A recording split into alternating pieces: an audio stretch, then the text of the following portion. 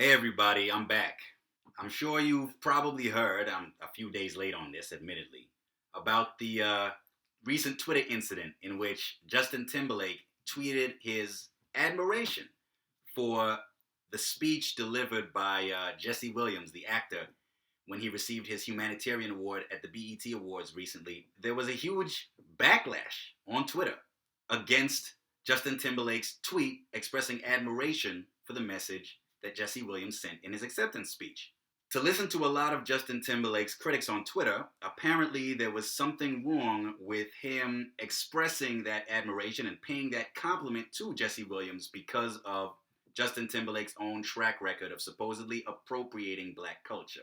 After Justin Timberlake sent out his tweet, one Twitter user responded, "Did you like the part when Jesse talked about white people stealing from us? That should resonate with you." Another Twitter user said, "He was talking about people like you, though, not protecting black women, gentrification of our art," and so on and so forth. I feel like this whole issue of cultural appropriation, although it's rooted in a very legitimate grievance, it, like a lot of other similar grievances that have sprung up around various identity issues in recent years, is often taken much too far. It's undisputed and indisputable that Justin Timberlake has definitely performed black music. And I don't think he's ever really tried to cover that up. It's as if a lot of folks think that he has no moral right to perform black music and profit off of it, unless he also goes out of his way to lend his support publicly to pro-black political causes, such as, for example, the Black Lives Matter movement. I have to say, I disagree. I don't think that white artists or non-black artists in general have any kind of freestanding moral obligation to lend their support to black political causes and struggles simply because they perform black music. Artists in general don't have any obligation, moral or otherwise, to be socially conscious and to adopt the role of social critics or social activists or political activists or revolutionaries of any kind. Now, I do think that artists who choose to don those mantles and choose to lend their support to deserving causes deserve praise for it.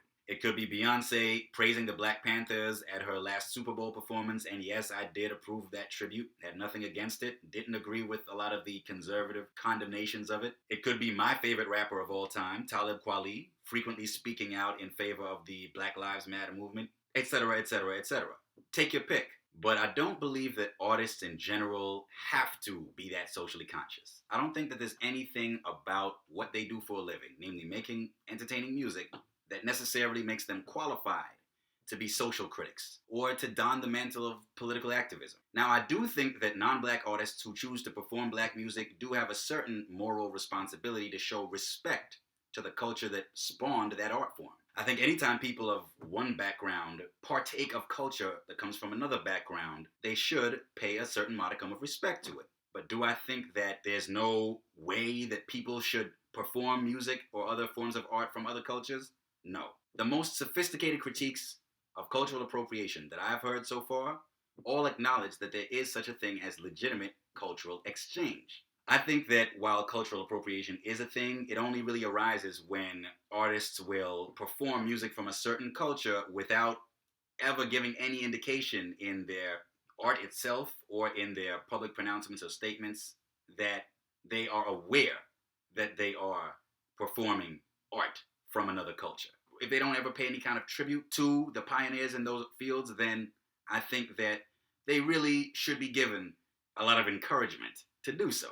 But I can't quite go so far as to say that Justin Timberlake or anyone like him is appropriating black culture simply because he's successful at it, he's good at it, he's made a lot of money from it, and at the same time, he hasn't gone out of his way to man the barricades in support of certain pro-black causes. For one thing, not all black artists out there go out of their way to lend their support to those causes, and yet I don't find they come in for as much criticism, if any at all. So why should a white artist or any non-black artist who does black music have to lend his or her support to those causes in a very public way? At the end of the day, I do think musicians and other artists should be allowed to be just artists. Now, if they choose to be artists plus more, good on them, as long as the causes they represent are genuinely laudable ones. But if they choose to focus exclusively on making art, in this case, making good music that's enjoyable and helps, provide the soundtrack to people's lives and their memories. I don't think that they have to go any further than that, even if they are performing music from a particular culture to which they don't happen to belong.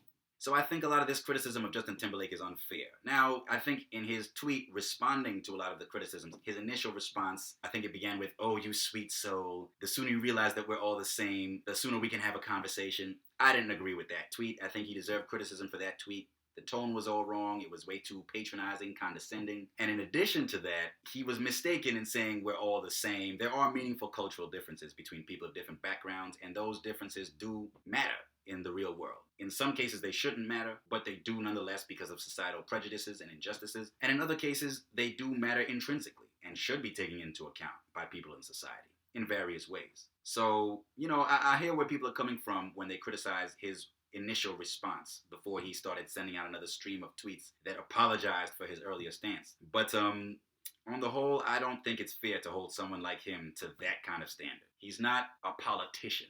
He's not an activist by profession. He's a musician. I think it's fair to let musicians be musicians, let artists be artists, and the ones who choose to use their art as a platform for social criticism or activism or what have you, more power to them.